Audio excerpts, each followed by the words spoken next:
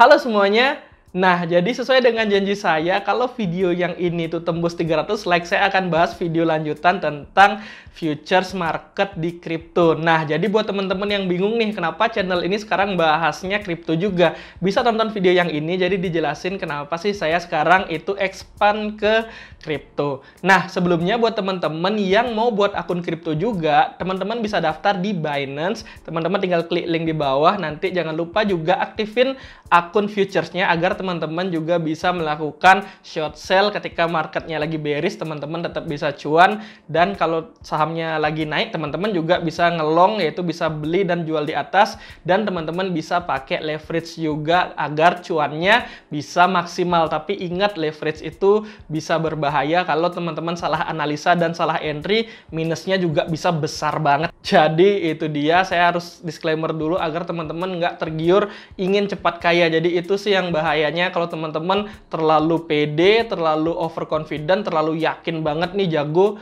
teman-teman langsung rata kanan marginnya, rata kanan leverage-nya tanpa analisa yang benar-benar matang, asal ikut-ikutan aja, nanti teman-teman akan berakhir habis uangnya di kripto, apalagi di futures ini. Di saham pun sebenarnya sama, cuma kan di kripto ini 24 jam dan tidak tidur lah. Jadi sangat hati-hati buat teman-teman yang nanti overtrade atau kecanduan trading. Nah, jadi video ini kita akan bahas apa sih? Nah, jadi di video ini kita akan bahas sedikit tips-tips buat teman-teman yang mau open posisi, entah itu long atau entah itu short, dan beberapa penjelasan dari menu-menu yang ada di aplikasi Binance. Jadi buat kamu yang belum pakai Binance, mungkin bisa download dulu dan jangan lupa daftar, linknya di bawah. Dan juga kalau akun futuresnya belum dibuka, teman-teman bisa masukkan kode ini juga di akun futures teman-teman. Nah, tanpa berlama-lama kita langsung saja ke videonya. Nah, ini dia Binance aplikasinya. Nah, ini pasti tampilan dari teman-teman yang baru banget download Binance dan baru daftar. Nah, jadi tenang aja, ini nggak salah. Teman-teman tinggal ke pojok kiri ini, ke pojok kiri yang gambar manusia ini, teman-teman Binance Lite, susah banget bahasa Inggris. Binance Lite itu di uncheck, nanti jadi Binance Pro kayak gini. Inilah tampilan market di Binance Pro, atau kalau exchange Binance lah. Jadi bisa dilihat ini di home-nya seperti ini, ada deposit, referral, trading strategi, bla bla bla. Terus di sini saham-saham yang lagi kripto, koin-koin yang lagi manggung, ada BNB, BTC, ETH, Solana. Nah, ini lagi yang hot-hotnya, ini lagi yang manggung-manggung keras. Nah, kemudian di sini kita bisa lihat market. Nah, seperti yang saya bilang tadi, ada market spot, ada market futures. Kita difokus di dua tuh aja. Kalau yang lainnya itu banyak, itu saya kurang paham. Kita ke yang saya paham aja. Kita ke spot. Spot itu tempatnya untuk kita beli dan kita jualnya untuk harga yang tinggi. Jadi buy, jual di atas. Ini konsepnya ngelong, konsep buy biasa. Di saham juga ada satu arah. Nih, di saham kita kan satu arah. Ini sama, kita cuma bisa cuan ketika harganya naik. Nah, kemudian yang harus diperhatikan juga di sini buat teman-teman, teman-teman lihat di belakangnya itu ada kode seperti BUSD, ada kode USDT, ada kode BNB di belakangnya. Nah, itu artinya apa? Itu artinya pair-nya. Jadi kalau kita beli koin, kita itu menukarkan nih, kita punya saldo apa? Kita punya saldo BUSD. Berarti kita menukarkan BUSD kita dengan koin yang ingin kita beli. Misalnya pengen beli koin apa nih? Misalnya pengen beli koin UNFI. Teman-teman beli koin UNFI, teman-teman harus punya BUSD dulu. Jadi nanti BUSD teman-teman ditukarkan dengan UNFI. Nah, itu kalau misalnya teman-teman belinya USDT, teman-teman punya USDT. Nah, teman-teman sama juga konsepnya, punya USDT, baru teman-teman bisa beli koin-koin yang dipairkan dengan USDT. Jadi itu konsepnya, saya rasa itu sangat basic banget. Jadi teman-teman tinggal top up aja. Top up-nya antara USDT atau BUSD atau top up BNB itu bebas. Nanti teman-teman cek pair-nya nih. Teman-teman beli sesuai dengan pair yang teman-teman punya. Oke, jadi itu saya rasa nggak perlu saya bahas di sini dulu. Nah, kemudian di sini ada futures. Nah, disinilah kita bisa dua arah. Teman-teman bisa cuan dari harganya yang naik ketika bull market, dan teman-teman bisa cuan juga dari bearish market ketika harganya turun.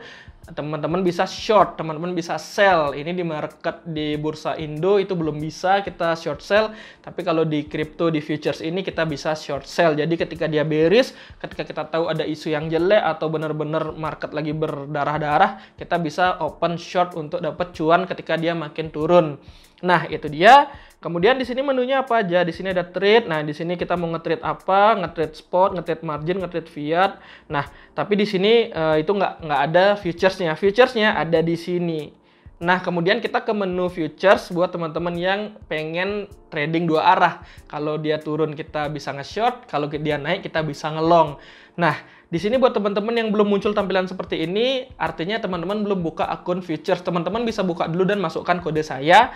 Nah, jadi akan muncul tampilan seperti ini. Nah, di sini barulah kita akan membahas tentang cross 75 kali, terus ada limit dan apa lagi yang ada di sini kita akan bahas. Nah, pertama kita harus cek dulu kita pakai margin modenya apa. Jadi di sini ada dua pilihan, yaitu cross dan isolated.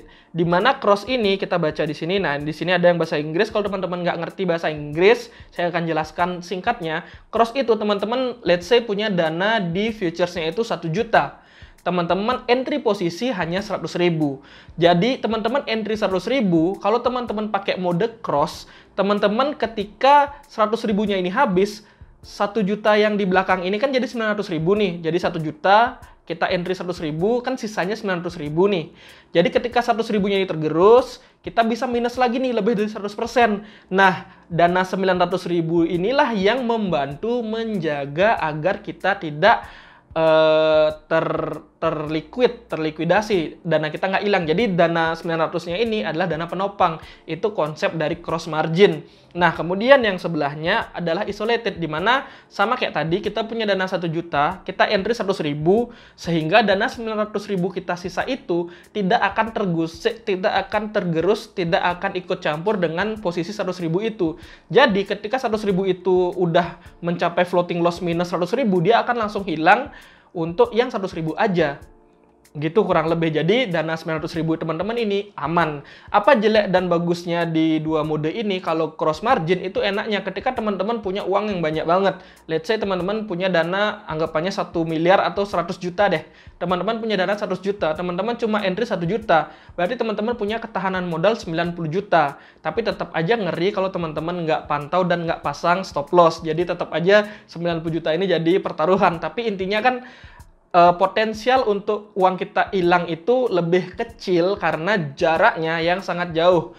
Tapi kalau kita pakai isolated, kita hanya mengandalkan dana yang kita entry tersebut. Misalnya dananya dikit, terus nanti lossnya langsung habis, ya langsung habis. Nggak isi babi bu lagi, langsung di for sale, langsung di liquid. Nah, itu dia. Langsung coba praktek di marketnya seperti apa, kita lihat di sini. Nah, di sini ada juga leverage. Saya lanjut dulu ke leverage. Nah, di sini buat teman-teman yang baru open akun futures, teman-teman pasti nggak bisa rata kanan alias yang leverage paling kanan. Teman-teman pasti kayaknya 20 atau 15 atau lebih kecil lagi. Teman-teman mungkin disuruh nunggu 2 bulan untuk bisa rata kanan. Nah, ini anggapannya teman-teman udah bisa, kita pakai leverage besar aja.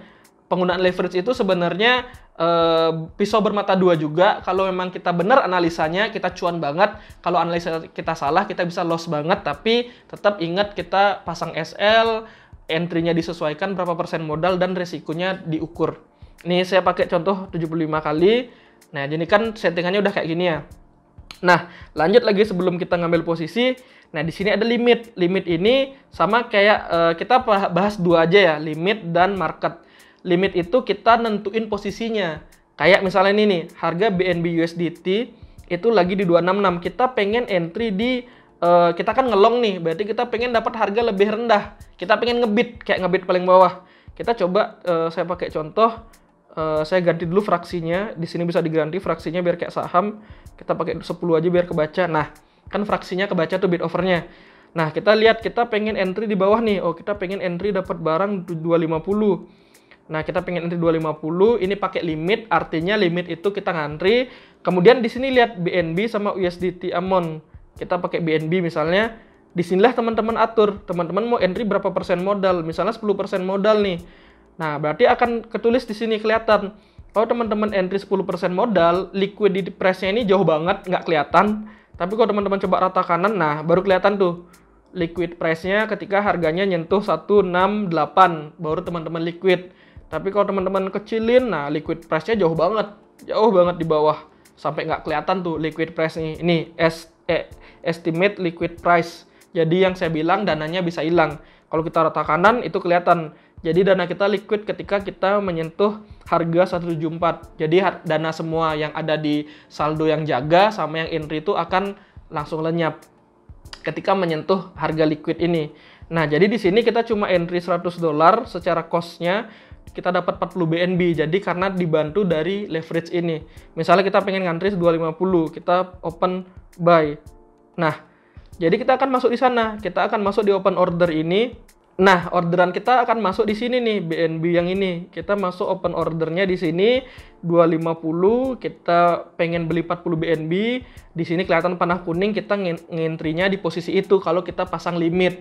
Jadi kalau udah dapat nanti akan ada di posisinya teman-teman, seperti itu. Ini saya cancel dulu. Nah, begitu juga dengan nge-short. Nge-short nih ada short.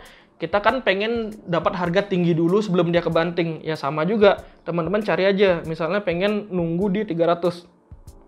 300, entry-nya rata kanan misalnya. Ini contoh aja ya. Ini rata kanan tapi kita nggak pakai dikit juga bisa. Tapi saya contoh dulu nih biar kelihatan liquid price-nya. Nah, jadi liquid price-nya kelihatan 390. Jadi kalau 300 kena, kita dapat orderan. Kalau dia naik terus sampai 390 berarti kita kena liquid, tapi itu jangan banget sampai kayak gitu. Makanya nanti penting stop loss dan ininya diatur. Mau entry-nya, sizing-nya mau berapa. Nah, misalnya ini jauh kali kan, kalau 500 BNB kita cuma entry 10. Nah, coba kita short misalnya nih. Nah, itu orderan kita kelihatan tuh yang kuning, kita masih ngantri di sana. Di sini bisa kelihatan contoh orderannya. Kita kita pasang open order di sini di harga 300, tapi kalau dia kena berarti kita nanti dapat posisi, kita bisa nge-short. Nih kita cancel aja. Nah, ini saya udah ada posisi yang saya pegang nih. Oke, nah itu dia buat teman-teman gimana kita open posisi dan gimana kita mengatur agar nggak liquid juga. Jadi jangan sampai teman-teman kena liquid. Nah, itu aja dari saya. Untuk kali ini saya rasa cukup dulu. Nanti buat teman-teman yang pengen pembahasan spesifik tentang hal-hal tertentu bisa komen aja mau dibahas apa lagi. Tapi untuk kedepannya saya akan bahas mungkin sedikit tentang insight-insight dari kripto, mungkin secara technical analysis-nya atau secara news atau secara sentimen yang beredar. Nanti agar channel ini juga bervariasi, ada saham, ada kripto juga. Jadi kalau sahamnya liburnya lama, kita bisa beralih ke kripto buat nyari cuan. Lumayan kan dapat jajan ketika market lagi nggak bagus, market sepi, ya kita nyari uangnya di kripto. Tapi ingat, kripto ini high risk banget buat teman-teman. Jangan sampai teman-teman pakai uang yang panas. Walaupun teman-teman udah pakai uang dingin, itu akan tetap juga terasa panas di kepala. Jadi uang dingin aja bisa panas, apalagi uang panas itu bisa kebakaran kita. Jadi itu aja dari saya. Jadi jangan lupa like, comment, subscribe. Kalau suka video ini, saya Yoga Arsana, pamit.